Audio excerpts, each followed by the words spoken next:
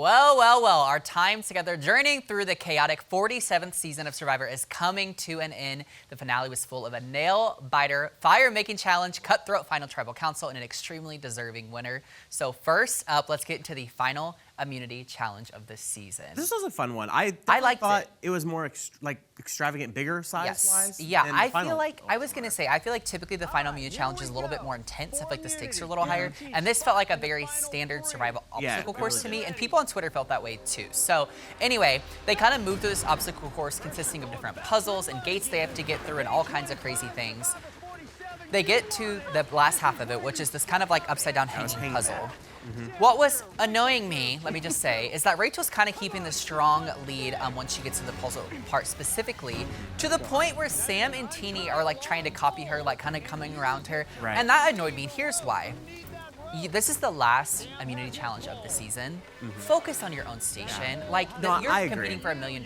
I don't know why, but that like bothered me. Like you said also too, you're competing for $1 million. So you want that immunity necklace to make sure you actually guaranteed going there. That's but true. Also too, they do that throughout the entire season. You know, I not know. just the final There's one. just something about the final one that felt way dirtier to me. I don't know. No, I get that. After one failed check, which I was literally like nail biting my fingers at home, Rachel does make one quick fix and then secures the win, the last immunity win of the season. And here's what's crazy too. She now cements herself kind of along with Survivor history. She didn't make Survivor history. That was a mistake, they said. But she cemented herself along with Survivor history as the 5th woman in 47 seasons to win 4 individual immunities in one season. That's a lot to get out. She's a great competitor. She is incredible. I mean, the way this woman ebbs and flows throughout a game like this is impeccable. So then we move into the infamous fire-making challenge.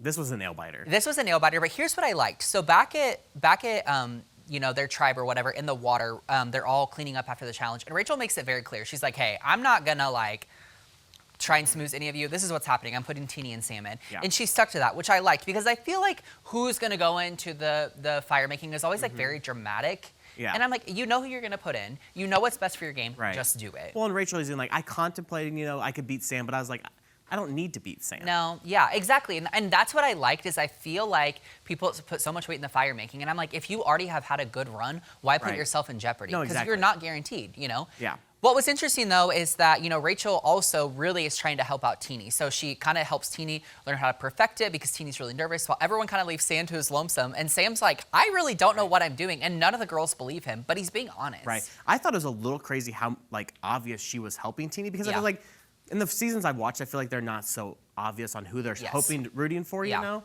So just seeing her like coaching Teenie through it all was a little it was very interesting. I'm not sure. So anyway, at fire making, Teenie and Sam begin the infamous challenge.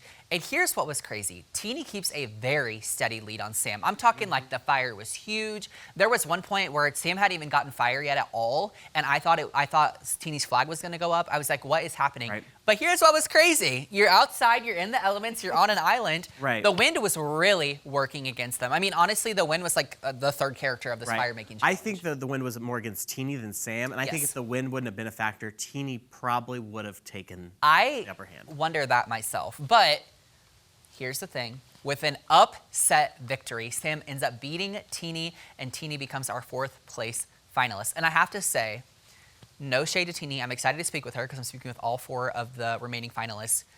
I was happy she went at this point. I think she needed just a little slice of humble pie.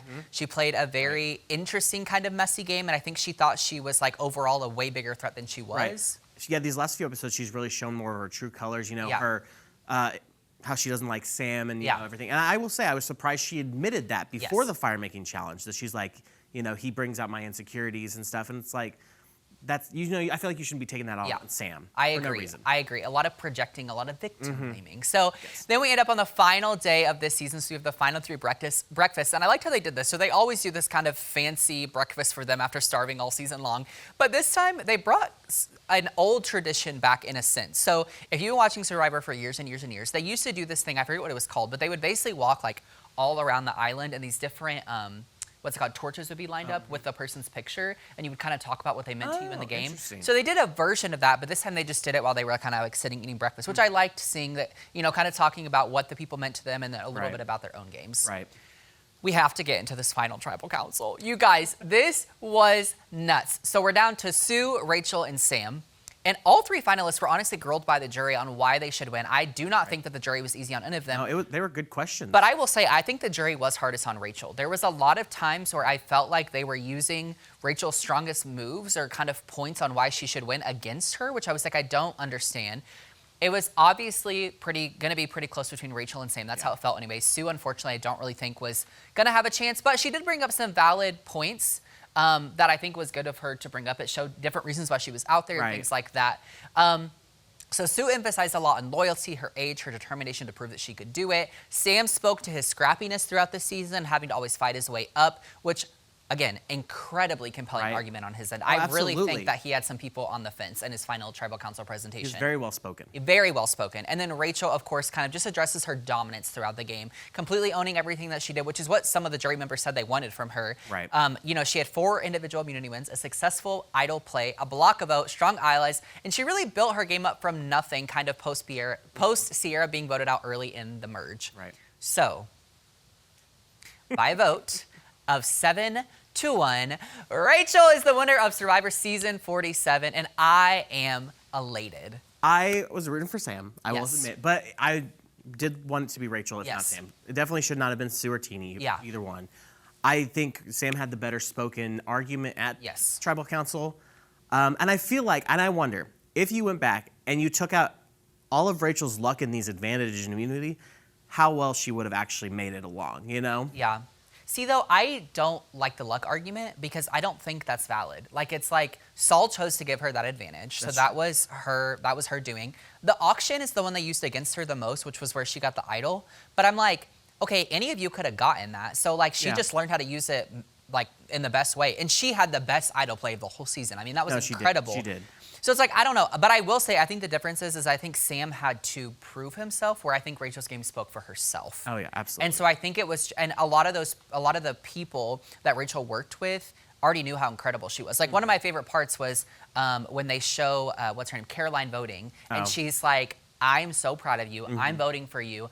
And just getting to work alongside you and see how your mind and your brain works throughout this game was incredible. And I'm like, that just speaks to her and how incredible of a game player she is. Oh, yeah, so, it's true. And she deserves the win, I will say. She definitely deserves the win. So overall, I'm super happy with it. They also showed a little preview of Season 48, which will be out in the spring. Super excited for that. That looks incredible. You know, anytime we have a medic call in one of the previews, you know it's going to be interesting. Oh my gosh. All right, you guys. Well, congrats to Rachel again. That's all for Season 47 of Survivor.